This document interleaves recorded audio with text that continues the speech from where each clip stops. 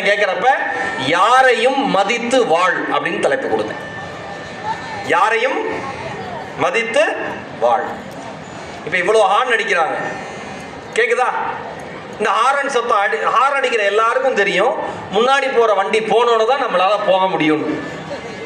இந்த ஆனா ஏஆர் ரகுமானும் இளையராஜாவும் அனிருத்தும் ரோட்லயே இருப்பானுங்க. அவர் அங்க போய் சிம்பனி போட்டு இந்தியாவுக்கு பெருமை சேர்த்தாருன்னா நம்மால் ரோட்லயே சிம்பனி போடுவான். இவன் என்னன்னா, இவங்க எல்லாருமே எனக்கு என்ன ஆச்சரியமா இருக்குன்னா, இவ்வளோ வேகமா போய் நாட்டை காப்பாத்தினா பரவாயில்ல, நியாயமா இல்லையா? அவ்வளவு வேகமா போய் என்னத்தை சாதிக்க போறோம்? ஒரு சின்ன விஷயம், நீங்க பஸ்ல உட்காந்து இல்ல லாரியில உட்காந்து இல்ல கார்ல உட்காந்து டூ வீலர்ல உட்காந்து ஹார்ன் அடிக்கிறீங்க, முன்னால போறவங்க வேகமா போகணும்னு. ஆனா வயதானவர்கள் நடந்து போகிற பொழுது அவர்களால் ஒரு குறிப்பிட்ட அளவிற்கு மேல் சத்தத்தை கேட்க முடியாதே, அது அவர்களுக்கு தொந்தரவாக இருக்குமே என்று எந்த ஓட்டுநர் நினைக்கிறாரோ அந்த ஓட்டுநருக்கு இயற்கை தானாக வழிவிடும் என்பது நியதி. நம்ம ஊர்ல இதுல வேற என்ன தெரியுமா, எல்லா ஊர்ல இருக்கிறவங்களும் இதை ஒன்று சொல்றாங்க சார். இப்ப சார் இந்த ஊர்ல மட்டும் ஓட்டிட்டா எந்த ஊர்ல வேணா ஓட்டிடலாம். விழுப்புரத்தில் இருக்கிறவங்க சொல்றாங்க, ஈரோட்டில் இருக்கிறவங்க சொல்றாங்க, எந்த ஊருக்கு போனாலும் அந்த ஊர்ல தமிழ்நாட்டில் இருக்கிற அத்தனை பேர் மாவட்டத்தில் இந்த ஊர்ல ஓட்டிட்டீங்கன்னா எந்த ஊருனா ஓட்டலாம். ஏன் சார் அப்படி ஓட்டுறான் சார், எல்லாம் மதிக்கவே மாட்டேங்கிறான் அப்படின்னு ஒன்வேல போயிட்டு இருக்காரு. பரவாயில்ல, இந்த நகைச்சுவைக்கு பெரிதாக சிரித்த உங்கள் கால்களை தொட்டு வணங்க கடமைப்பட்டது. ஏன்னா இப்போ நான் உள்ள வந்து காரில் வந்து இறங்கணுன்னே, இந்த பையன் இங்கே பார்த்தனேன், காரில் வந்து இறங்கணுன்னே ஒரு சகோதரி அவங்க குழந்தையோட வந்திருந்தாங்க. அவங்க வணக்கம் சொல்லுன்னு சொல்றதுக்கு முன்னாடி அந்த பையன் அவ்வளோ சிரிச்ச முகத்தோட குனிஞ்சு வணக்கம் சொன்னான். நான் உண்மையிலே சொல்லவா, அப்படி ஒரு அழகான வணக்கத்தை என் வாழ்க்கையில் நான் எதிர்கொண்டதே கிடையாது. எங்க இருக்கீங்களா சகோதரியில் வணக்கம் சொல்லி கிளம்பியாமா? இங்கே எங்கேயோ பார்த்த மாதிரி இருந்தது அந்த பையன், எங்கேயோ உட்காந்துருந்தானே செயல், எங்கேயோ வணக்கம் சொல்லிக்க. அது ஒரு டீசெண்டான குடும்பம் போல இருக்கு, வணக்கம் சொல்லிட்டு கிளம்பிடுவாங்க போல இருக்கு. வந்தா மாமா வணக்கம் சொன்னியா கிளம்பு, மாமா பேசுவார், அவன் பேசுவான் எனக்கு தெரியும், வா. சொன்னதெல்லாம் வீணா போச்சா, பாராட்டினதெல்லாம் இருப்பாங்க, எங்கேயாவது இருப்பாங்க, உள்ள புத்தகம் கூட பார்க்க போயிருக்கலாம். அவ்வளோ அழகா சிரிச்ச முகத்தோட, எனக்கு தெரிஞ்ச அந்த பையன் 2ஆவது 3ஆவது படிப்பான் சார், அவ்வளோதான். அவ்வளோ அழகா வணக்கம். நான் இன்னைக்கு சொல்றேன், நீங்க நான் ஒரு கேள்வி உங்க முன்னாடி வைக்கிறேன். உங்க வீட்டில் இருக்கிற குழந்தைகளுக்கு பெரியவர்களை மதிக்க சொல்லி நம்ம சொல்லி தருவோம். தாத்தா பாட்டி வந்தா எங்க வீட்டில் நான் எந்திரிக்கலைன்னா அதுக்கப்புறம் அடுத்த 4 நாள் நான் எந்திரிக்கவே முடியாது, அடி பிரிச்சுடுவார் எங்க அப்பா. வீட்டுக்கு என்ன பெரியவங்க வராங்க, நீ உட்காந்துருக்க அப்படிம்பார். உட்காந்துருக்கிறதுக்கும் பெரியவங்க வரதுக்கும் என்ன சம்பந்தம்? வாயை உடைச்சிருவார். அதுக்கப்புறம் அதை கேட்கறது இல்லை, எந்திரிச்சு நின்றது. இப்ப எந்திரிச்சு நின்னாதான் மரியாதையா அப்படின்னு குதர்க்கமா ஒரு கும்பல் கிளம்பும். நாங்கள் தாத்தா பாட்டியை மதித்தால் போதாதா, எந்திரிச்சு நின்னாதான் மரியாதையா? கிடையவே கிடையாது. ஒரே ஒரு விஷயம் சொல்றேன், ஏன் பெரியவங்க வரப்ப குழந்தைங்க எந்திரிச்சு நிக்கணும்னு சொல்றாங்கன்னா, நாளை நீ பெரிய மனிதர்களை சந்திக்கிற பொழுது வீட்டில் இருக்கிற மாதிரியே ஒரு பெரிய மனிதர் வரப்ப நீ உட்கார்ந்துருந்தீங்கன்னா, அவரால் உனக்கு காரியம் ஆகணும்னு இருந்துச்சுன்னா அந்த காரியம் அந்த இடத்தில் உனக்கு நடக்காது. நல்ல பழக்கத்தை வீட்டில் இருந்து துவங்கு என்கிற ஒரே ஒரு காரணத்துக்காக தான் பெரியவங்களுக்கு எந்திரிச்சு வணக்கம் சொல்லுன்னு. இப்ப நான் ஒரு ஸ்கூல் ஆனுவல் டேக்கு போயிருக்கேன். ஒரு 4ஆவது படிக்கிற பையன் வந்து பேசுறான், ஹாய் ப்ரோங்கிறான். ஹாய் ப்ரோ அப்படின்னா சத்தம் வருது, ஆளக்காரன் பார்த்தா தரையா இருக்கான். என்னடான்னு கேட்கிறேன். உங்க ப்ரோக்ராம் பார்ப்பேன் ப்ரோ, நல்லா பேசுறீங்க பட்டிமன்றத்தில், விஜய் டிவில எல்லாம் கூட வரீங்க போல இருக்கு. யாரு? 4ஆவது. ஆமாப்பா, all the best bro, keep going, CBSE syllabus, keep going. ஓஹோ சரிங்க சார். கூலா இன்னைக்கு இருக்கிறவங்கள, இன்னைக்கு ஒரு இளைய தலைமுறைகிட்ட இருக்கிற பிளஸும் அதுதான் மைனஸும் அதுதான். என்ன, யாரை பார்த்தும் பயம் இல்லை, அது பிளஸ், அதே தான் மைனஸ். அது பிளஸ், அதே தான் மைனஸ். அந்த வீட்டில் அம்மா அப்பா இருக்காங்களே, இந்த படிக்கிற பிள்ளைங்க வீட்டில் இருந்ததுன்னா பிபியில் செத்துருவாங்க போல இருக்கு. எல்லா அம்மா அப்பாவும் படிச்சியா படிச்சியா படிச்சியா படிச்சியா படிச்சியா படிச்சியா படிச்சியா படி, நல்ல படி, நல்ல. இவன் சொல்றான், நீ சொல்லிட்டு போயிருவே, யார் படிக்க? நல்லா படிக்கிறேன். இமாம்பரி புக்கு படி. 2 பக்கம் படிச்சு நீயும் உன் புருஷனும் விடியத்துல ஒப்பீங்கன்ட்ட கைத்துப்பாங்க. 2 பக்கம் ஒப்பி. அந்த அம்மா சொல்லுது, நாங்களடா படிக்கிறோம் தெரியுதுல்ல, நான் தானே படிக்கிறேன், எனக்கு படிக்க தெரியும், போ. உங்க அப்பா வரட்டும். அப்பாவுக்கு ஒரு பக்கம் கொடுத்தாலே படிக்க மாட்டார், எனக்கு தெரியும், போ. அவ்வளோ உறுதியாக இருக்காங்க அவங்க அப்பா டேலண்ட்ல. நீ போ, நான் பார்த்துக்கிறேன், கவலையே கிடையாது. ஏன்னா ஒரே ஒரு விஷயம் சொல்றேன், இங்க இருக்கிற பெற்றோர்கள் குழந்தைங்களை கூட்டிட்டு புத்தக திருவிழாவிற்கு வந்த பெற்றோர்களுக்கு தனிப்பட்ட முறையில் என்னுடைய மிகச் சிறந்த பாராட்டுகள். உண்மையிலே வாழ்த்துறேன். அந்த குழந்தைக்கு விவரம் தெரியுதோ தெரியலையோ கூட்டிட்டு வரீங்கல்ல, அதுதான் முக்கியம்.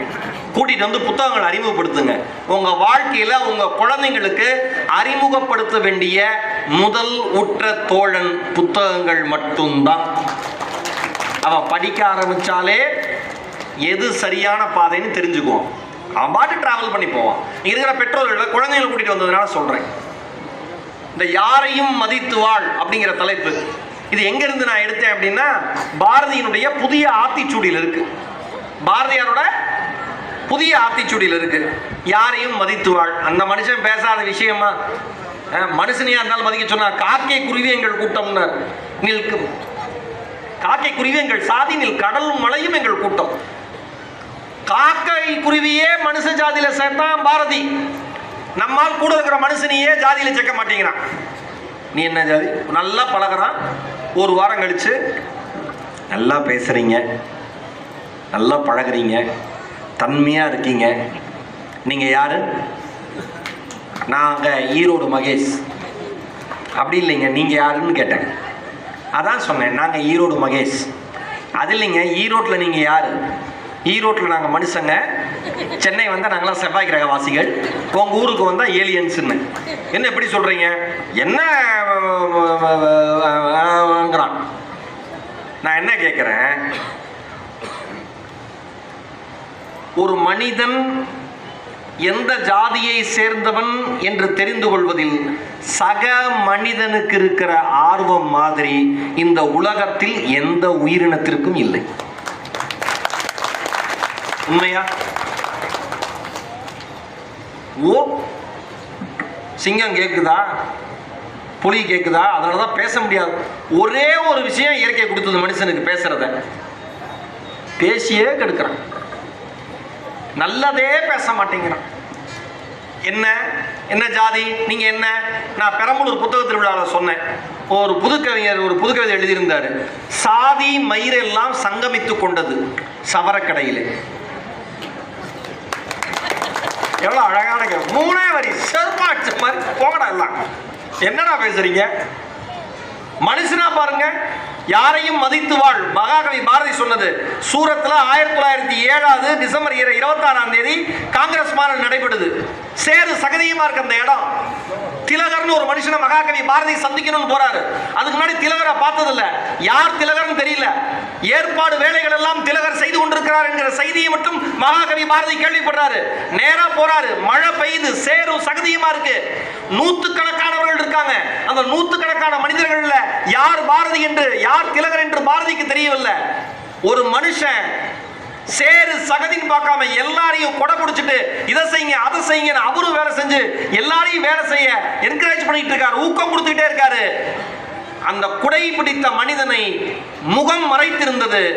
அந்த குடையை மெல்ல மேலே நிமிர்த்தி முகத்தை பார்த்தவுடன் சாஷ்டாங்கமா சேரு சகதியில மகாகவி பாரதி திலகர் கால்களில் விழுந்தாராம். அந்த மனுஷன் எழுதலாம், யாரையும் மதித்து வாழ். அந்த மனுஷன் எழுதலாம், யாரையும் மதித்து வாழ். என்ன வார்த்தைங்க, என்ன ஒரு சொற்றொடர். இந்த இந்த இந்த ஒரு சொற்றொடருக்குள்ள நம்ம வாழ்க்கையை அடங்கி போச்சு. நீங்க எப்ப சக மனிதன் மீதான மரியாதையை தருகிறீர்களோ இந்த உலகம் உங்களுக்கான மரியாதையை தர காத்திருக்கிறது. நம்ம மரியாதை எப்படி தரோம்? அந்தஸ்தா இருந்தா தரும், பதவியில் இருந்தா தரும், சொத்து வச்சிருந்தா தரும். அவனால ஒரு காரியம் ஆகணும்னா மரியாதை தரோம், மதிக்கிறோம். இல்ல அம்மா அப்பாவே இன்னைக்கு சொத்து வச்சிருந்தாதான் பிள்ளைங்க மதிக்குது. எவ்வளவு சேர்த்து வச்சிருக்க, அதான் உன்னை படிக்க வச்சதுலேயே போச்சா? நாளைக்கு சோத்துக்கு வந்து நின்றாங்க. ஒன்றுமே இல்லை. இன்னைக்கு பசங்க தான் கேட்குறாங்க, அப்படியே என்ன பெத்த? அப்படி யாராவது கேட்டா அன்னைக்கே விஷம் வச்சிருங்கிற. அவன் வைக்க மாட்டாங்கிற தைரியத்தில் தான் கேட்குறான். என்னையா பெத்த திமுறா கேட்குதுல நீ குழந்தைங்க, என்னையா பெத்த? பாப்பா தவறு தான், இந்தா என்னது சத்து டானிக் குடிச்சோ ஸ்ட்ரைட்டாக போயிடுவேன், அமுச்சு விடுங்க. என்ன அப்படி திமிரு பசங்களுக்கு? கேட்கணும்ல. ஆனா கேட்க வேண்டிய இடத்துல இருக்கிற நாம அமைதியா இருக்கும். இன்னைக்கு சொத்து இருந்தாதான் பெற்ற பிள்ளைகள் தாய் தந்தையரை மதிக்குது. அதிகாரத்தில் ஒருத்தர் இருந்தா அவரால் காரியம் சக மனுஷன் மதிக்கிறான், புகழ்றான். இது எதுவுமே இல்லாம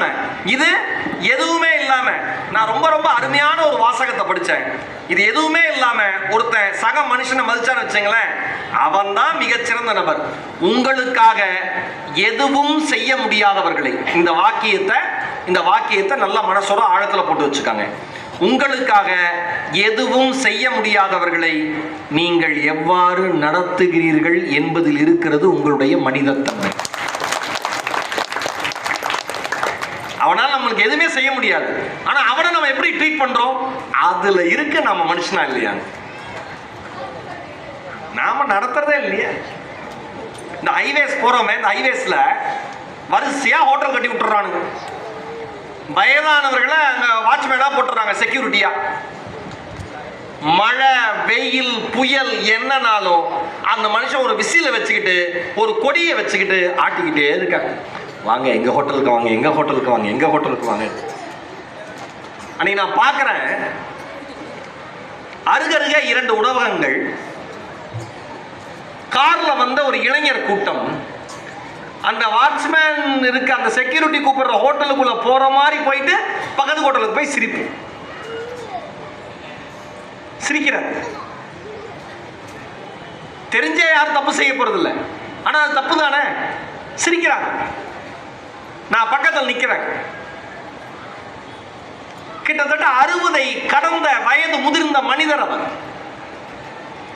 முகத்தில் மிகப்பெரிய சோர்வோடு அந்த இளைஞர்களின் சிரிப்பை அவர் கடந்து போகிறார்.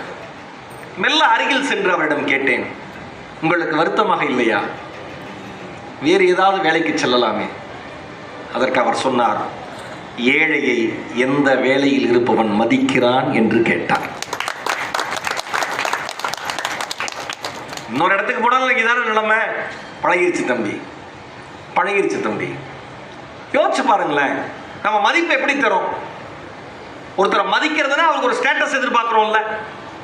நான் இப்போ சமீபத்தில் ஒரு மேடையில் பேசுகிறப்ப சொன்னேன், உங்களுக்கு தரப்படுகிற மரியாதை எல்லாம் உங்களுக்கு தரப்படுகிற மரியாதை அல்ல, நீங்கள் இருக்கிற இடத்திற்கு தரப்படுகிற மரியாதை.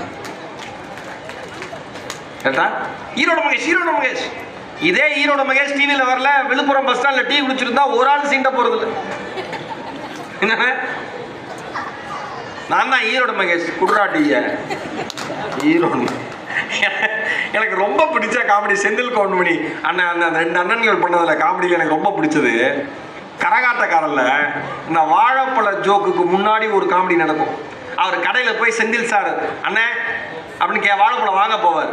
அப்போ கடைக்காரட்ட செந்தில் அண்ணன் கேட்பாரு, எங்கள் அண்ணன் 2 வாழைப்பழம் கேட்டாருன்னு. அது கடைக்காரர் சொல்லுவார், உங்கள் அண்ணன் என்ன பெரிய கலெக்டரா, காசு கொடுத்தா யாருக்கு வேணா வாழைப்பழம் தருவேன். இவ்வளவுதான் நம்ம நிலைமை. நம்ம இருக்கிற பொசிஷனை விட்டுட்டு தனியாளா நாம நின்னோன்னு வச்சுக்கோங்களேன், நமக்கான மரியாதையே கிடையாது. என்கிட்ட எல்லாரும் கேட்பாங்க, நீங்க ரொம்ப சிம்பிளா இருக்கீங்களேன்னு கேட்பாங்க. நான் நினைச்சுப்பேன், அப்துல் கலாம் அவர்கள், இஸ்ரோ சிவன் அவர்கள், இவங்கெல்லாம் இருக்கிற இடமே தெரியாது, அவ்வளோ அமைதியா வாழ்ந்துட்டு போனாங்க. அவர்களை வரலாறு தன் பக்கங்களில் குறித்து வைத்திருக்கிறது. அவங்களை கம்பேர் பண்றப்ப நாமெல்லாம் கால் தூசிக்கு சமம் கூட கிடையாது. நாம எவ்வளோ அடக்கமா இருக்கணும், யார் என் கூட போட்டோ எடுத்துக்கிட்டாலும், யார் என் கூட பேசினாலும், யார் என்னை புகழ்ந்தாலும் நான் எடுத்துக்குவேன், இது எனக்கான மரியாதை அல்ல. அது அந்த தெளிவு எனக்கு இருக்கு, அதனால அமைதியா இருப்பேன் எப்பயுமே. அந்த தெளிவு இல்லைன்னு வச்சுங்களேன், அப்புறம் போட்டோ எடுத்துக்கலாம் அப்படிமா. ஒன்னு சொல்லவா, பிரபலங்களின் வெளிச்சமே நீங்கள் கொடுத்த ஆசீர்வாதத்தில் இருந்து வருகிறது என்கிற தெளிவு எந்த பிரபலத்திற்கு இருக்கிறதோ அவர்கள் கால்கள் தரையில் மட்டும் இருக்கும்.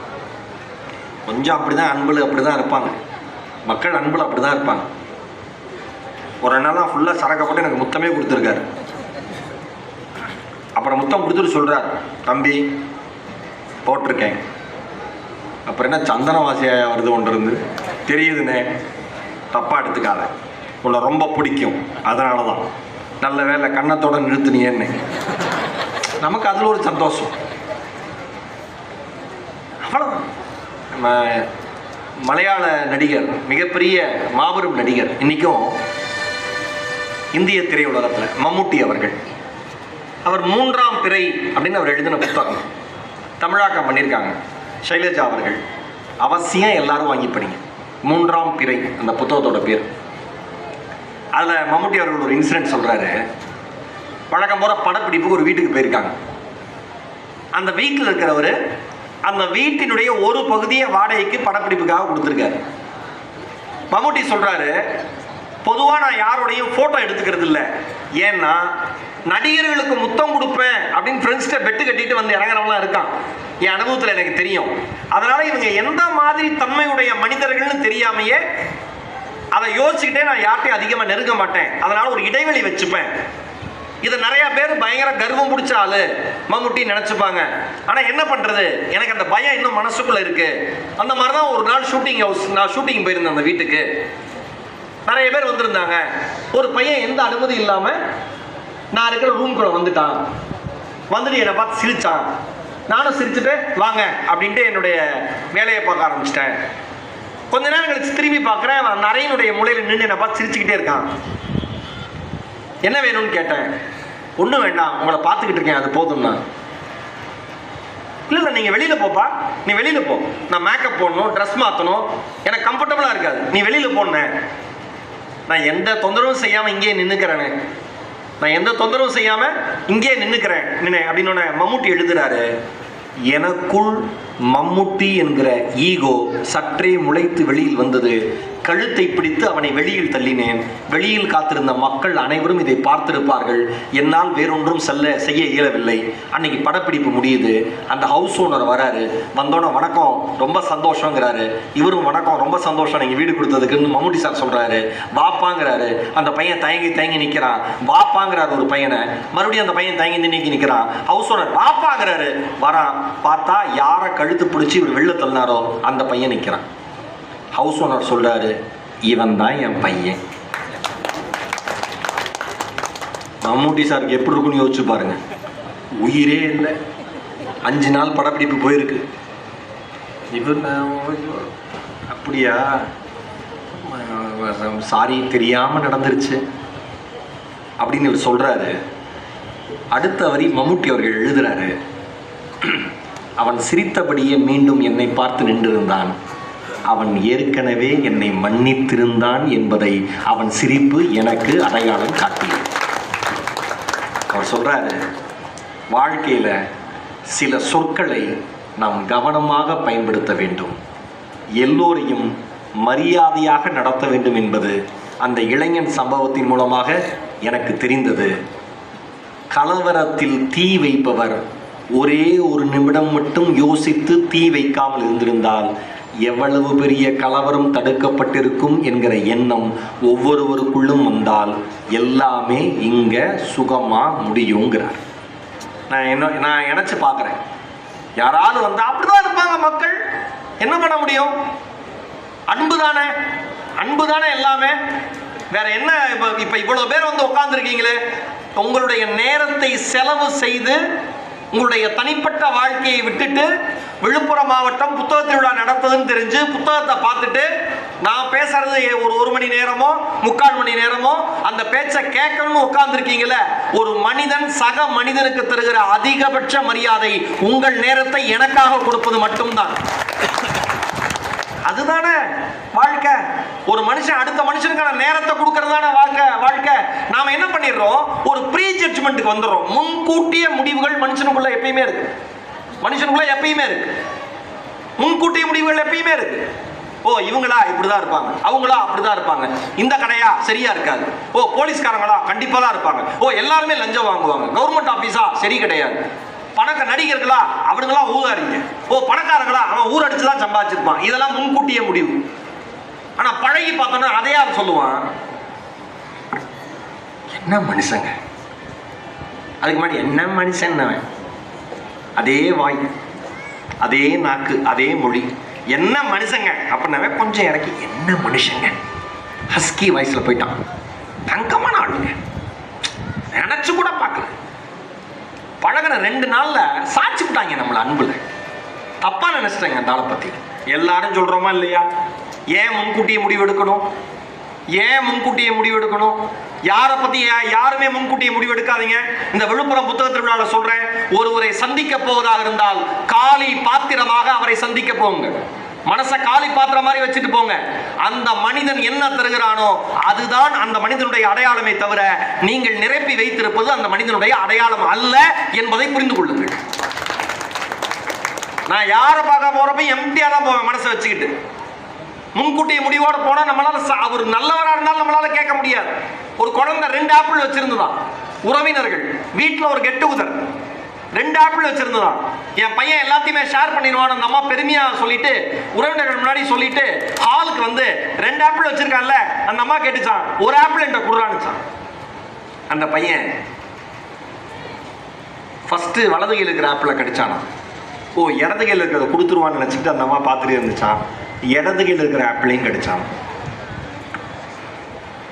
நம்ம குழந்தைங்க இந்த வேலையை பண்ணும். நம்ம வீட்டில் அதுங்களுக்கு பசிக்கவே பசிக்காது.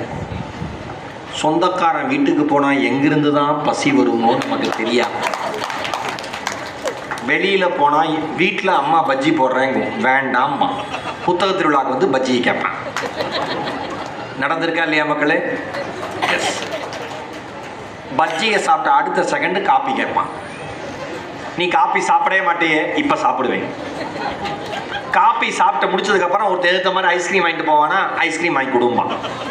இப்போதான்டா காப்பி சாப்பிட்டேன்னா அது காப்பி இது ஐஸ்கிரீம் நமக்கே எஜுகேட் பண்ணுவான். இந்த குழந்தைங்களாம் புரிஞ்சுக்கவே முடியாது. அதனால தான் அதுக்கு பேர் குழந்தைங்க. அதுங்க இயல்புல இருக்கும். அதனால தான் சந்தோஷமா இருக்கு. நாம மனசுல குழப்பிக்கிறோம்ல, ஓ மோர் சாதம் சாப்பிட்றது கடைசியில தான், சாம்பார் தான் முதல்ல சாப்பிடணும். கரெக்ட், அதுல ஒரு இது இருக்கு, கடைசியில டைஜஷனுக்கு வயிறு குளுமையா இருக்கும்னு. சில பையன் மோர் சாப்பிட்டு சாம்பார் ஆரம்பிப்பான். அந்த அம்மா பைத்தியமான்னு கேட்கும், என் வயிறு உனக்கு என்னம்மா? ஓகேவா?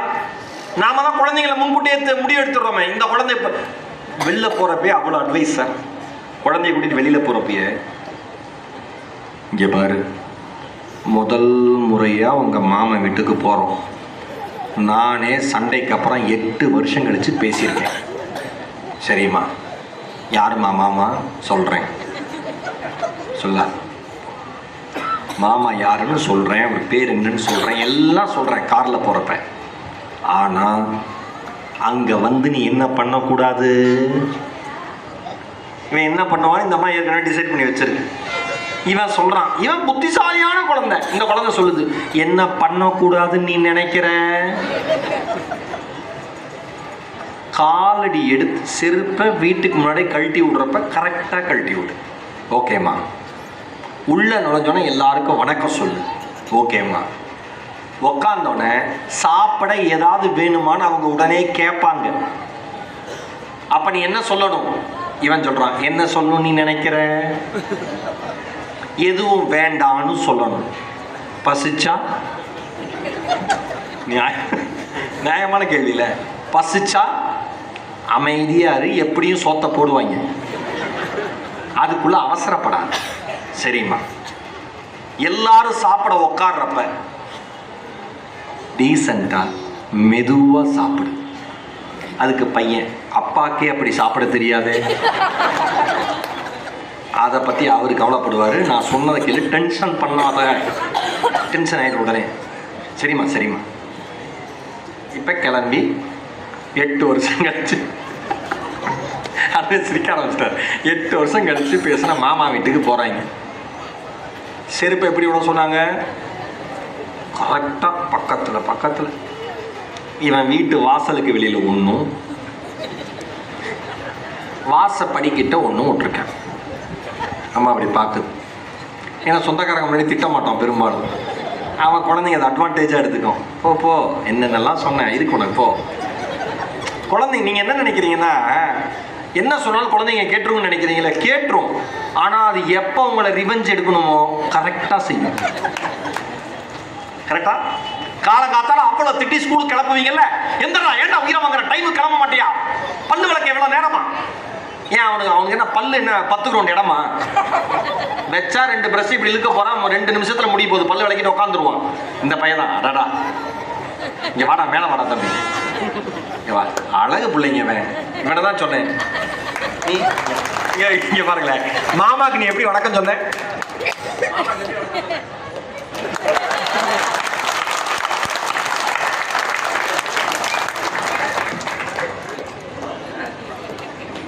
தேவ சேனாபதி தலைப்புங்கிறேன். பேச்சாலும் புத்தி போகுமா? பேரு உட்காருமா. இப்போதாம்மா அவங்கள கொஞ்சம் நீங்கள் வெளில இதான் சொன்னேன், முன்கூட்டியே முடிவு எடுக்கக்கூடாது. ஆண்டவன் உடனடியாக ரிசல்ட்டை காமிச்சான் பார்த்தீங்களா? நீங்கள் கிளம்பிட்டீங்களோன்னு நினச்சிட்டம்மா. எங்கே போயிருந்தீங்க? Book shop. அதையும் சொன்னேன், உங்களோட புத்தகம் கூட பார்க்க போயிருக்கலான்னு சொன்னேன். ஆனால் மனுஷ புத்தியை வெளில போயிட்டீங்களா வணக்கம் வச்சுட்டு நினச்சிட்டேன். உட்காருமா. இப்போ எதுக்கு இவங்களை இவ்வளோ குறிப்பிட்டு சொல்லி உட்கார வைக்கிறதா? கடைசிக்கு 2 பேராவது இருப்பாங்க. அந்த ஒரு நன்மைக்கு தான் தேவா அவ்வளோ அழகாக வணக்கம் சொல்லி. இப்போ மாமா வீட்டுக்கு என்ட்ரி. நான் வரேன் மறுபடியும். மாமா வீட்டுக்கு என்ட்ரி. குழந்தைங்க நீ காலையில் பல்லு விளக்க, அவனுக்கு பல்லு சீக்கிரம் விளக்க தெரியுமா? அவனுக்கு பல்லு சீக்கிரம் விளக்க தெரியும். ஆனால் காலையிலிருந்து நீ திட்டின திட்டு இருக்கு பாரு, அந்த பையன் சிரிக்கிறத மட்டும் இருக்குங்க. யாராவது அந்த காலையிலேருந்து நீங்கள் திட்டின திட்டு இருக்கு பாருங்க, அந்த திட்டுக்கு அவன் பாத்ரூமில் போய் சும்மா நிற்பான். எனக்கு அந்த பையன் எப்படி சிரிக்கிறான் பாருங்க. ஆனந்தமா எடுக்கிறேன் ஐயோ அந்த காட்சி கிடைக்காதுன்னு எனக்குலாம். சும்மா நிற்பான் பாத்ரூமில் அப்படியே. பல்லு விளக்கிட்டியா? ஊமா நிற்பான். பல்லு விளக்கிட்டியான்னு கேட்டேன். விளக்கிட்டு இருக்கேன். உள்ள கதவு திறந்து பார்த்தா, என்னடா பல்லே விளக்கலான்னு இருக்கேன். ஏன்டா படுத்துற, சீக்கிரம் கிளம்பு. எல்லாம் பண்ணிடுவீங்களா? எல்லாம் பண்ணிட்டு ஸ்கூல் வேன் வரும்.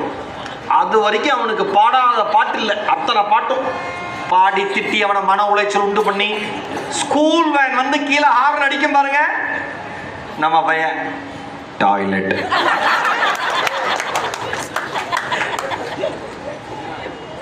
அம்மா கேட்கும், காலையிலேருந்து எத்தனை தடவை கேட்டனா இல்லையா? இந்த அம்மாவுக்கு மண்டையெல்லாம் நரம்பெல்லாம் வெடிச்சிடும் டென்ஷன். காலிலேருந்து கேட்டனா இல்லையா? கேட்டீங்கம்மா. ரொம்ப கூலா கேட்டீங்கம்மா, பட் எனக்கு அப்பா வரல. இப்பதாம்மா வருது, ஜஸ்ட் நவ். ரொம்ப இப்படி கை வச்சுக்குவோம், ரொம்ப அர்ஜென்ட். பதறிடும் அம்மா. போய் தொலை. இங்கே வேன் டிரைவர்ட்டேன், அண்ணே ஒரு நிமிஷம்ண்ணே. அவன் ஏமா உன் வீட்டில் இதே வேலையாக இருக்குது, மற்ற எல்லா வீட்டு பசங்களும் ஏறிடுறாங்க, உன் பசங்க மட்டும் ஏமா இப்படி பண்ணுது? ஒரு நிமிஷம் வந்துட்டு இந்த டாய்லெட்டுக்கும் தெருவுக்கும் ஓடிக்கிட்டு இருக்கு. போயிட்டியா? இன்னும் இருக்கு. எப்படிதான் ஆராய்ச்சி பண்ணி கண்டுபிடிக்கிறாங்களோ, இன்னும் இருக்கு. வாடா, வேன் நிக்குது. அது நிக்குது, எனக்கு போகுது. நான் கட்டை புட்டு ஏற்றி விட்டுவிட்டு அம்மா அப்படின்னு நீங்கள் அப்படியே டென்ஷனில் இருப்பீங்களே. அவன் ஏறி உக்காந்தவன நம்மளை பார்த்து ஒரு சிரிப்பான். பார்த்துறீங்களா? எல்லா குழந்தைங்களும் நம்ம வேனில் ஏற்றி விட்டானே, அம்மா அப்பா ஏற்றி விட்டானே, நம்மளை பார்த்து ஒரு சிரிக்கும். அதுக்கு என்ன தெரியுமா அர்த்தம்? அவ்வளோ நக்கல். என்ன பாடுபடுத்தின டெய்லி உனக்கு இதாண்டி, 12வது முடிக்கிற வரைக்கும் உனக்கு என்னோட ஆசீர்வாதம் இருக்கும். என்ன பாடுபடுத்துறேன். இது எல்லாம் நாம முன்கூட்டிய முடிவு. குழந்தைனா லேட்டாக தான் கிளம்பும். சார் நான் ஒன்று சொல்றவா, நான் அடிக்கடி சொல்லுவேன், நீங்கள் நினைத்தது ஒருபோதும் முளைக்காது, நீங்கள் விதைத்தது மட்டும்தான் முளைக்கும். சூப்பரா செல்வம், நீ சீக்கிரம் எந்திரிச்சிருவேன், சந்தோஷமா எந்திரிப்பான். எந்திரிக்கிறப்ப உருப்பட மாட்டேன். ஏன் இங்க பிறந்த? அவனா பிறந்தான், தட்டிட்டு உள்ள வந்தானா? May come in. அவ்வளவு ஆசீர்வாத சொற்களை சொன்ன. அதனால முன்கூட்டிய முடிவு தேவையில்லை. மறுபடியும் பேக் டு தி ஸ்டோரி வரேன். வாத்தியார் வேலை பார்த்துருக்கேன், எங்கே விட்டனோ மறுபடியும் அங்கேயே வந்துடுவேன். நான் எந்த பைபாஸில் ஏறினாலும் மறுபடியும் சர்வீஸ் ரோடுக்கு வந்துடுவேன். அந்த ஆப்பிள் 2 ஆப்பிளா, 2 ஆப்பிளை கடிச்சாங்களா, சொந்தக்காரங்களா சிரிச்சாங்களா, இந்த அம்மாக்கு அவமானமா போயிருச்சா, இந்த அம்மா ஷேரிங் பண்றது எவ்வளவு நல்லதுன்னு அம்மா சொல்லி கொடுத்துருக்கேன், பகிர்ந்து சாப்பிட்றது எவ்வளவு நல்லதுன்னு சொல்லி கொடுத்துருக்கேன், ஏன்டா ஆப்பிளை கடிச்ச அப்படின்னா அந்த பையன் எதுவுமே பதில் சொல்ல, அம்மா இந்த ஆப்பிள் புளிப்பா இருக்கு, இந்த ஆப்பிள் தான் இனிப்பா இருக்கு, நீ சாப்பிடுமான்னு கொடுத்தான். அம்மா அப்படியே ஆடி போய் நின்ட்டாங்களாம், திகச்சு போய் நின்ட்டாங்களாம். சே, குழந்தை எது நல்ல ஆப்பிள்னு பார்க்கறதுக்காக கடிச்சிட்டு நம்மகிட்ட கொடுத்துருக்கு, ஆனால் அதுக்கு முன்னாடியே நம்ம குழந்தைய நம்ம திட்டோமே அப்படின்னு அதை யோசிச்சிருக்கு. இதுதான் முன்கூட்டிய முடிவுகள்ங்கிறது. இப்போ யாரையும் மதித்து வாழுக்கு பின்னாடி நமக்கு என்ன பிரச்சனை இருக்குன்னா, எல்லாரையும் நம்ம மதிக்கக்கூடிய ஆட்கள் தான், ஆனால் சில முன்கூட்டிய முடிவுகள் இருக்கு. இவங்களை மதிச்சா போதும், இவங்களை இந்த அளவு மதிச்சா போதும், இல்லை இவங்களை இந்த அளவுக்கு மதிச்சா மட்டும்தான் அவங்க நம்மளை மதிப்பாங்க. பணம் அதிகமா இருந்ததுன்னு வச்சுங்களேன், கார் கதவை திறந்து விடுறாங்க. ஏன் கையில் அவர் திறந்தா கார் கதவு திறக்காது? பணமே இல்ல சொந்தக்காரன் வீட்டுக்கு வரான், எப்ப கிளம்புற? கடைசி பஸ், சீக்கிரம் கிளம்பிட்டு போயிடும். நான் ஒன்னே சொல்றேன், என்றைக்கு பணத்தை வைத்து நீங்கள் உறவுகளை மதிப்பிட ஆரம்பித்தீர்களோ அன்றைக்கே உறவுகளுக்குள் பிளவுகள் நிகழ்ந்தது என்று புரிந்து கொள்ளுங்கள். ஒரு சாதாரண மனிதர்களிடம் இருக்கிற ஒரு தூய அன்பு, சாதாரண மனுஷன் இருக்கிற தூய அன்பு மிகப்பெரிய ஆட்கள்கிட்ட கிடையாது. மகுடேஸ்வரன் சொல்லுவாரு, என்றைக்கும் சிறியதாக இருப்பதே நல்லது, என்றைக்கும் சிறியதாக இருப்பது நல்லது. கவிஞர் மகுடேஸ்வரன். ஏன்? பெரிய யானையை அடக்கி கட்டி வைத்து விடுகிறார்கள், எறும்பை யாராலும் ஒன்றுமே செய்ய முடிவதில்லை. சின்னதா இருக்கிறதே நல்லதுங்கிற. சிம்பிளா இருங்க, லைஃப்ல சந்தோஷமா இருக்கலாமே, ஏன் ரொம்ப அலட்டிக்கணும்? எல்லாருக்குமான ரெஸ்பெக்ட், உங்களுக்கான மரியாதைங்கிறது எப்படி வரும்? நீங்க கொடுத்தாதானே உங்களுக்கு வரும்.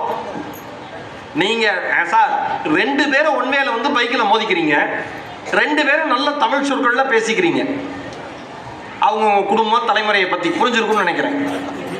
அருமையான தமிழ் சொற்கள்ல பேசிக்கிறீங்க 2 பேரும், ஓகேவா? இப்போ மோதனோன்னு முதல்ல ஒருத்தர் எடுத்தோன்னே மன்னிப்பு கேட்டாருன்னு வச்சுங்க, சாரின்னு சொல்லிட்டாருன்னு வச்சுங்க, அந்த சண்டை அங்கே நிகழுமா? ஒருத்தர் வாயை விட்டோன்னே, ஒருத்தர் ஒரு வார்த்தையை விட்டோன்னே இவன் சொல்றான், இங்க வாத்துக்க உனக்கு மேல நான் பேசுவேன், எடுத்தோன்னே உனக்கு மேல நான் பேசுவேன், இந்த ஆள் பேசு, யார் பெருசுன்னு பார்த்துடலாம்.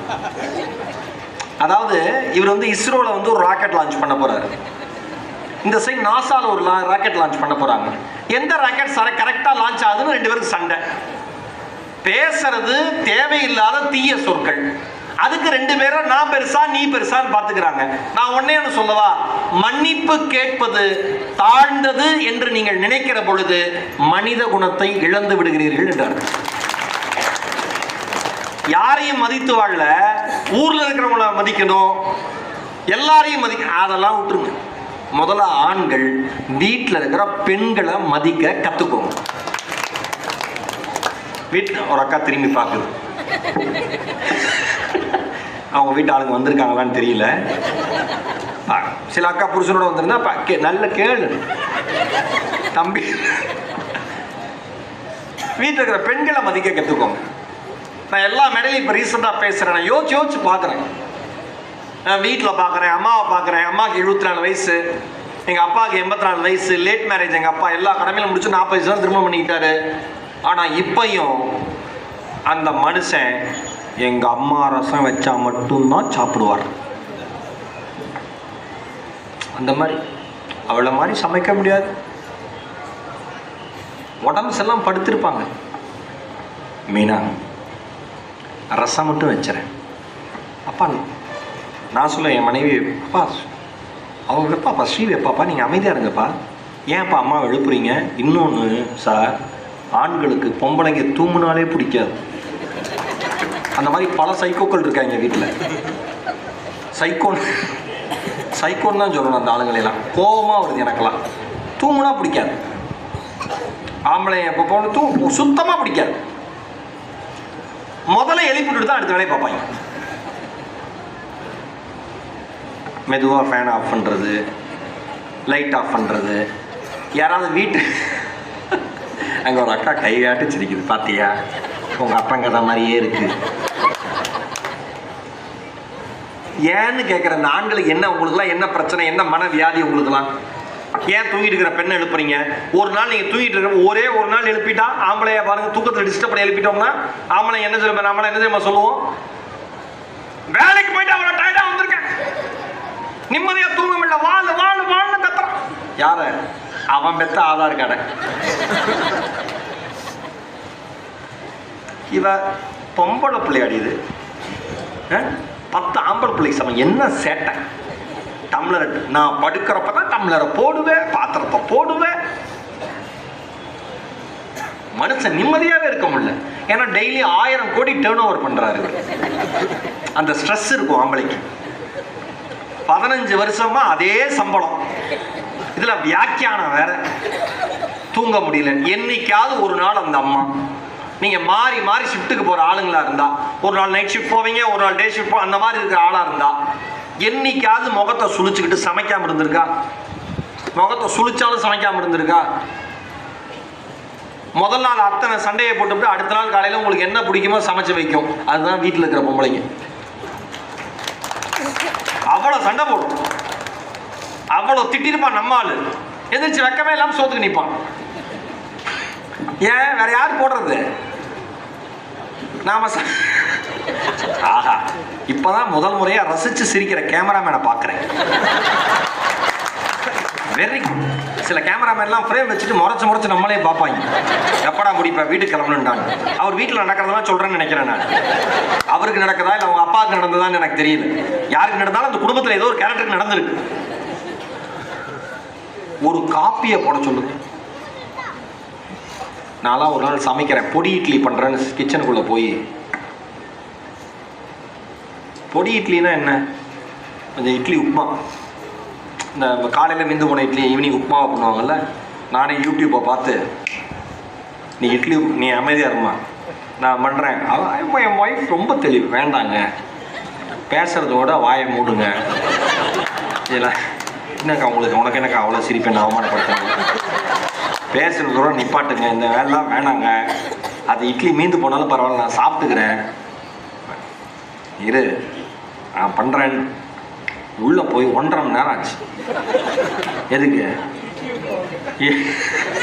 இட்லி உப்புமாவு.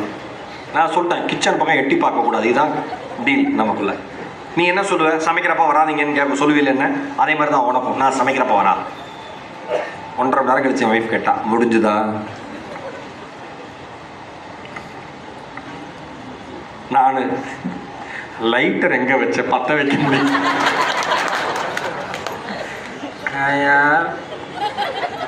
ஒரு நாள் சமைக்கிறேன்னு கிச்சனுக்குள்ள ஒரு ஆம்பளை போனா கிச்சனையே மாத்திரும். கரெக்டாக்கா? மஞ்சப்பொடி இடத்துல சக்கரை. ஏங்க இப்போ வரைக்கும் கடலைப்பருப்பு உளுத்த பருப்பு வித்தியாசம் தெரியாதுங்க. பருப்பை மாற்றி வாங்கிட்டு வந்துடுவானுங்க. அதை வாங்கிட்டு வேணா இதை வாங்கிட்டு வருது. 5 ஐட்டம் 50 ஃபோன் பண்ணிடுவான் கடையிலேருந்து. கத்திரிக்காய் இல்லையா என்ன வாங்குறது? ஒன்றும் வாங்க வேண்டாம், வாடா நீ போல. இவ்வளவு பெரிய விஷயத்த ஒரு பெண்மணி பண்ணுது. 365 நாளும் 360 டிகிரியும் வேலை செஞ்சு சலிப்பே இல்லாம நமக்கு ஆக்கி போட்டு, நம்மளை பெற்றவங்களுக்கு ஆக்கி போட்டு, அவங்க பெற்றவங்களுக்கு ஆக்கி போட்டு, எல்லாருக்கும் சூடா சமைக்கிற பெண் ஒரு நாளாவது சூடா சாப்பிட்டுருக்காரான்னு கேட்கிற குடும்பம் இந்த ஊர்ல ரொம்ப ரொம்ப கம்மி.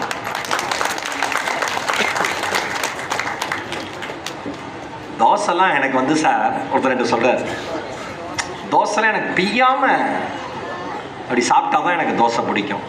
நான் கேட்டேன், எப்படி அப்படியே ரோஸ்ட் அப்படியே உள்ள விடுவியான்னு கேட்டேன். மேஜிக் மேன் மாதிரி, இந்த மேஜிக் மேன்லாம் டியூப் லைட்டை உள்ள விட்டு எடுக்கிறாங்கல்ல, அந்த மாதிரி ரோஸ்ட் அப்படியே விட்டு சாப்பிடுவியான்னு கேட்டேன். இல்லை பிச்சு தான் அப்புறம் என்ன, ஒரு தோசை பிஞ்சா என்ன நல்லா இது வரைக்கும் வருது. செந்தமிழ் சொற்கள் அடக்கிக்கிறேன் நான். ஒரு தோசை பிஞ்சு வந்து பிய்ய கூட அப்படியே முருகு.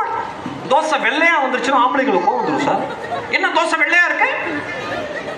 உனக்கு தான் வெள்ளையா பிடிக்குமே, கருப்பா இருக்க வெள்ளையாகணும்னு ஆசைப்பட்டேன். இதுலேருந்து ஆரம்பி. என்ன வெள்ளையா இருக்கு? அப்படி பொண்ணு முருகலா இருக்கணும். ஒரு தோசை போட தெரியாது. அந்த அம்மா சூப்பரா தோசை போட்டுட்டு இருந்த அம்மா தான் ஓ வாய், நம்ம வாய். பாராட்டினதே இல்லையே, மதிச்சதே இல்லையே, குறை மட்டும் தானே சொல்லியிருக்கு. குறை சொல்ல சொல்ல அந்த அம்மா குறைச்சிக்கிட்டே இருக்கு எல்லாத்தையும்.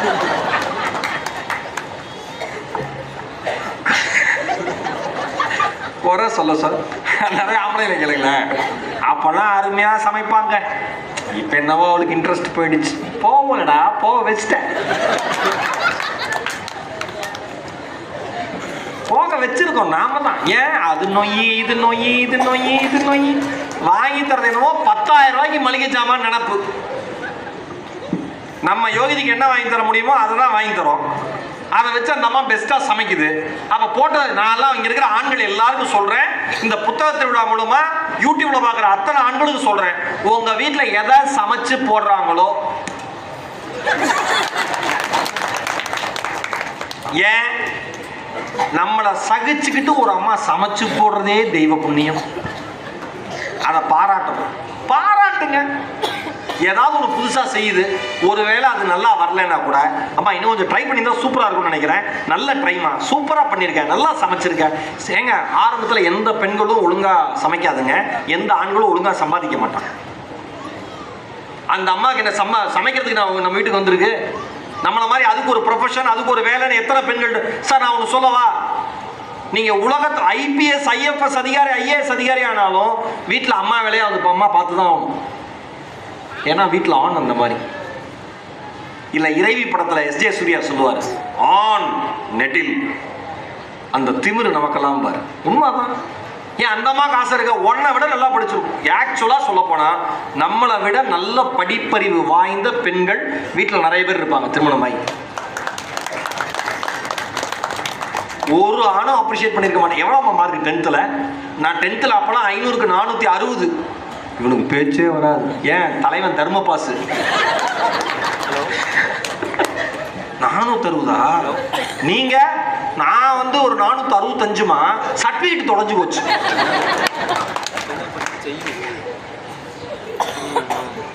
இந்த இந்த இந்த அம்மாவுக்கு அவன் சர்டிபிகேட் தொலைஞ்ச லட்சணம் தெரியும். ஏன்னா இந்த அம்மா பேர் பூங்கொடி, பூங்கொடியை அவன் பூங்கெடின்னு எழுதுனான். அப்பயே இருந்தாலும் எவ்வளோ 465 475 தெரியும். ஒரு இது நான் என்ன சொல்றேன், உங்கள் வீட்டில் இருப்பவர்களுடைய திறமையை, தகுதியை, உழைப்பை நீங்கள் மதிக்க தெரிந்தால் மட்டும்தான் யாரையும் மதிக்கக்கூடிய மனிதர்களாக மாறுவீர்கள். அதே மாதிரிதான் பெண்களும் ஆண்களும் மதிக்கணும். ஒரு அக்கா என்ன அப்படியே விட்டுருவாருன்னு பார்த்தேன். நீங்க ஆண் எதிர்பார்க்கிற அதிகபட்ச அன்பு என்ன தெரியுமா? அந்த ஆள் சூப்பரே இல்லைனாலும் நீங்க சூப்பர்னு சொல்லணும். இவ்வளவுதான் அந்த ஆம்பளை எதிர்பார்க்கறது. என்னங்க எவ்வளவு கஷ்டப்படுறீங்க குடும்பத்துக்காகன்னு சொல்லுங்க, உற்சாகமாயிருவான் தலைவன். அவ்வளவுதான், வானவில்லை பிடிச்சு பாக்கெட்ல வச்சுப்பான். எவ்வளோ கஷ்டப்படுறீங்க நீங்க, கொஞ்சம் ரிலாக்ஸ் பண்ணுங்க. அவன் ரிலாக்ஸ் தான் இது வரைக்கும் பண்ணிட்டே இருந்திருக்கான். இருந்தாலும் அந்த ஆள் உற்சாகப்படுத்துங்க. ஆனா நம்ம பொம்பளைங்க பாராட்டவே பாராட்ட. எப்படிங்க அவங்க புருஷன் எப்படி எப்படி விளங்கும், ஆரம்பிச்சிலேயே முடிச்சு விட்டுறது. நீங்க 2 பேரும் ஒருத்தர் மதிக்கல. உங்களுக்கு பிறந்த குழந்தைகள் உங்களை மதிக்கணும்னு நினைக்கிறீங்க, அடுத்தவங்களை மதிக்கணும்னு நினைக்கிறீங்க. இது எவ்வளவு பெரிய பிழை. உண்மையா இல்லையா நான் சொல்றது? இது எவ்வளவு பெரிய பிழை. நாம மதிக்க கத்துக்கணும், அவங்க மதிக்க கத்துப்பாங்க. நீங்க மதிச்சு நடந்துக்கணும், அவங்க மதிச்சு நடந்துப்பாங்க. நான் தான் சொன்னேன், நினைத்தது ஒருபோதும் முளைக்காது, நீங்கள் விதைத்தது மட்டும்தான் முளைக்கும்ங்கிறது 100க்கு 100 உண்மை. நீங்க வாழ்ந்து காட்டுங்க, அவங்க வாழ தெரிஞ்சிடும், அவங்க வாழ்ந்து பார்த்துப்பாங்க. அதை பார்த்து பார்த்து காப்பி பேஸ்ட் பண்ணி வாழ்ந்துருவோம். என்னுடைய ஓட்டுநர் பன்னீர்செல்வம் வந்திருக்காரு, என்னுடைய வாகன ஓட்டுநர். ஒவ்வொரு வருஷமா இருக்காரு. எங்கேயாவது ஹைவேஸ்ல சாப்பிட போறப்ப, ஊர் விட்டு ஊர் போறப்ப நிறுத்திவிட்டு வாங்க பண்ணிருந்தா அவர் வந்துடுவார் சாப்பிட. எழுத்த மாதிரி உட்காருன்னா எழுத்த மாதிரி உட்கார மாட்டார், சேர்ந்து உட்காந்து சாப்பிடலாம்னா உட்கார மாட்டார். இல்லை சார் நான் அங்கே போய் உட்காந்துக்கிறேன் சார். நான் கேட்டேன், காரில் இப்படி தானே போகிறோம், காரில் இப்படி நீங்கள் அந்த சைடு போய் உட்காடுறீங்க, எனக்கு அது பிடிக்கவே பிடிக்காது, வாங்கன்னு இழுப்பேன் நான். ஏன் அப்படி என்ன? அந்த மனுஷன் ஓட்டினா தான் நான் விழுப்புரத்துக்கே வந்து சேர முடியும். கரெக்டா? ஓவரா பேசுறான்னு விட்டானா இயல்பா இல்லையா சார்? நான் என்ன சொல்றேன், நீங்க மதிக்கிற சிறிய விஷயம் ஒரு மிகப்பெரிய மகிழ்ச்சியான விளைவை உங்கள் வாழ்க்கையில் கொண்டு வந்து சேர்க்கும். நீங்கள் நான் ஒரு இந்த 7ஆம் தேதி பெண்கள் தின விழா நம்ம தருமபுரியில் Vijay Vidyalaya arts and science காலேஜில் நான் ஒரு ஹோட்டலில் தங்கியிருக்கேன். சிவம் ரெசிடென்சின்னு ஒரு ஹோட்டலில் தங்கியிருக்கேன். வெளியில் வந்து காலையில் டீ குடித்தேன். ஒரு டீ கடையில், அந்த ஹோட்டலுக்கு முன்னாடியே இருக்க ஒரு டீ கடை. 12 ரூபா டீ. 10 ரூபா கொடுத்துட்டேன். 2 ரூபா சேஞ்ச் இல்லை. நான் அந்த ஓனர்கிட்ட அந்த அண்ணன்ட்ட சொன்னேன், ஆனால் 2 ரூபா கொண்டு வந்து, பரவாயில்ல சார் கொண்டு வந்து தாங்கன்னு. நம்பிக்கை எப்படியும் டிவியில் வரான், ஏமாற்ற மாட்டான்னு. நமக்கே அந்த ஆசை இருந்தாலும் அவரே இல்லை சார் நீங்களே ஏமாற்ற மாட்டேங்க நம்மகிட்டே சொல்லிடுவாங்க. நான் உள்ளே வந்தேன். அந்த ஹவுஸ் கீப்பிங் அக்கா ஒரு அம்மா, வயசான அம்மா, ஹோட்டல் உள்ளுக்குள்ளே காலை நேரம் எல்லாத்தையும் பெருக்கி தொடச்சிட்டு இருந்தாங்க. அந்த அம்மாட்ட கேட்டேன், அம்மா 2 ரூபா இருக்காம்மா சில்லற அப்படின்னு. இருக்கு தம்பி அப்படின்னு. அந்த அம்மா ஒரு பழைய பர்ஸு, அழுக்கு படிந்த அந்த ஜிப்பு, அதை அப்படி ஓப்பன் பண்ணி உள்ளேருந்து 2 ரூபா எடுத்து கொடுத்துச்சு. நான் உடனே என் பர்சல்னு எடுத்து என்ன பண்ணேன், 20 ரூபா கொடுத்தேன். 2 ரூபா கொடுத்தா 20 ரூபா அப்படின்னு அந்த அம்மாவுக்கு ஒரே சந்தோஷம். அந்த பாட்டிமாக்கு 20 ரூபா கொடுத்தேன், வாங்கி வச்சுக்கிட்டாங்க. நான் இறங்கி போய் 2 ரூபாயை கொடுத்துட்டு மறுபடியும் மேலே ஏறி வரேன். அந்த அம்மா குசுமை பாருங்க, எங்கிட்ட இன்னொரு 2 ரூபா இருக்கு. நான் சொன்னேன், எங்கிட்ட இன்னொரு 20 ரூபா இல்லை. அந்த அம்மா, நீங்க கொடுக்கணும்னு உங்களுக்கு தோணலையா, நான் எடுத்துட்டே இருக்கணும்னு உங்களுக்கு ஐடியாவா அப்படின்னா அந்த அம்மாவுக்கு அப்படி சிரிப்பு. நான் என்ன சொல்றேன் சார், ஒரு நாள் காலை பொழுது இன்னைக்கு ஆரம்பிக்குது. ஒரு எளிய மனிதருடைய வாழ்க்கையில் புன்முறுவல் பூப்பதற்கான விஷயத்தை என் நகைச்சுவை செய்தது என்பதால் நான் அன்றைய நாள் சிறந்த நாளாக என்னுடைய வாழ்க்கையில் என்னோட டைரியில குறித்து வச்சுக்கேன். அந்தமா பாருங்க, பேசுனா போதுங்க, சந்தோஷப்படுத்திடுவாங்க. நாம தான் இதே நம்மளுக்கு ஈக்குவலான ஆள்கிட்ட பேசுங்க, சிரிக்கவே மாட்டோம். என்ன போயிட்டு இருக்கு உங்களுக்கு? இப்ப என்ன போயிட்டு இருக்கு? கடன் நிறைய போயிட்டு இருக்கு, தருவானா? என்ன போயிட்டு இருக்கு, எப்படி இருக்கு, எல்லாத்தையும் கேட்டு வச்சுக்குவோம். என்ன சார், சில பேர் என்ன அன்னைக்கு ஒருத்தர் கேட்குறாரு, டிவிலாம் பேசுறீங்களா, மாசம் ஒரு 3 கோடி வருமா? 3 கோடி வருமா? நான் சொன்னேன், எங்க சேனலுக்கே அவ்வளவு வராதுடா. கற்பனைனா உச்சபட்ச கற்பனைக்கு போயிடுறது. 3 கோடி வருமா? எளிய மனிதர்கள் மீது நீங்கள் காண்பிக்கிற அன்பு. அடுத்த வாழ்க்கையில் என்ன நடக்குதுன்னு யோசிக்காதீங்க. அடுத்த வாழ்க்கையில் என்ன நடந்தாலும் நீங்கள் அவனை சந்திக்கிற பொழுது நீங்கள் நிகழ்த்துகிற சிறிய மாயம், ஒரு சிறிய சந்திப்பு, ஒரு சிறிய இன்சொல், ஒரு சிறிய சிரிப்பு அந்த மனிதனுடைய வாழ்க்கையில் இருக்கிற அத்தனை கவலைகளையும் மறக்கடித்து உங்களை மதிக்கக்கூடிய மனிதனாக மாற்றும். நான் ஆரம்பத்தில் சொன்னல, அவர்களால் உங்களுக்கு எதுவும் செய்ய முடியாது என்று தெரிந்தும் அவர்கள் உங்களை மதித்தால் அதுதான் உண்மையான மதிப்பு.